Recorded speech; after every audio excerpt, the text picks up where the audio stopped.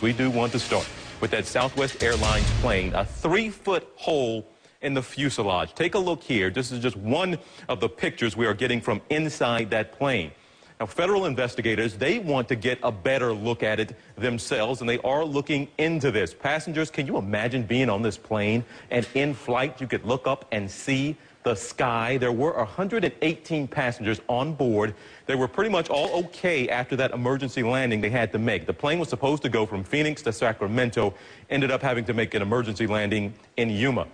Debbie Downey was on that flight, and she is on the line with me now from Scottsdale, Arizona. Ma'am, we appreciate you. I know it was an interesting, if you will, night for you, and it's very early where you are, so we appreciate you giving us some time. But you tell me, what was the first indication that something wasn't quite right on this flight? Immediately after takeoff, my husband, Larry, Danny, and I were sitting right next to each other.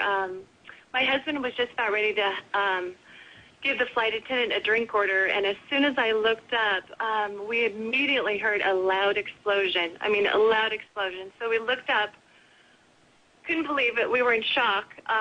There was about a 5-foot to 6-foot ripped open 5 to 6 foot of the fuselage of the ceiling of the roof. Now, ma'am, were you sitting wherever your seat was? Were you close enough to this hole that we got the reports that people could look up and see the sky? Or were you one of them that could look up through this and see an actual hole and see blue sky?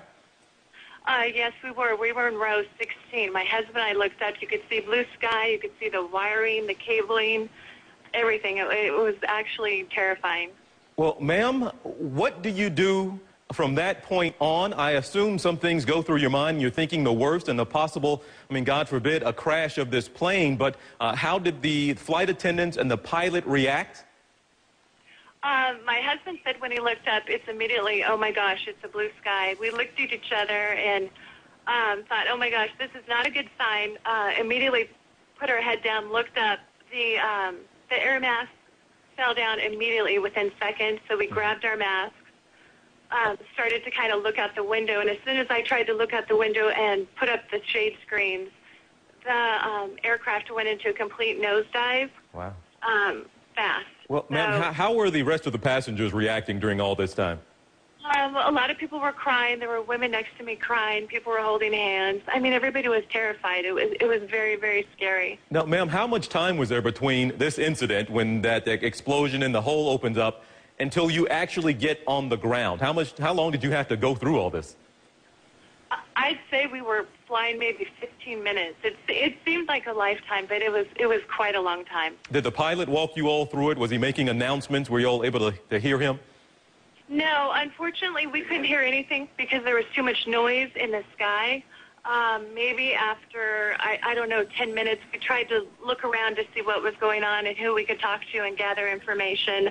My husband, I think, talked to a flight attendant or a neighbor. I talked to a flight attendant, and the crew was just fantastic. They were very calm and settled everybody down. A number of the passengers were having trouble as you extend your oxygen line, making sure that everyone got oxygen, because some of the passengers on the flight were having trouble getting that, and we were at such a high altitude at the time that some of them were passing out. So it was pretty scary. Wow, and forgive me, sir, I didn't realize you were on the line with me here as well, but thank you for being on the line as well. One other thing, you talked about some people possibly passing out, but as far as injuries, we got a report that maybe one person had minor injuries and maybe a flight attendant as well got bumped around. But did you see people being rattled around, if you will, and see people getting a few injuries, if you will?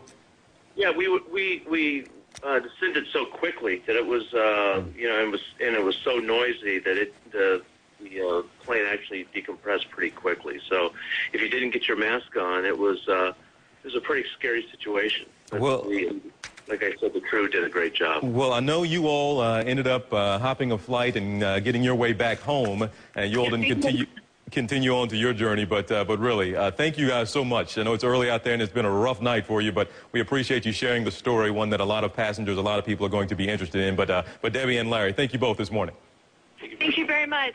Thank you. All right, and on their website, Southwest now saying that they have taken 80 similar 737s out of service this morning. They say they will undergo an aggressive inspection, so much more to come on that.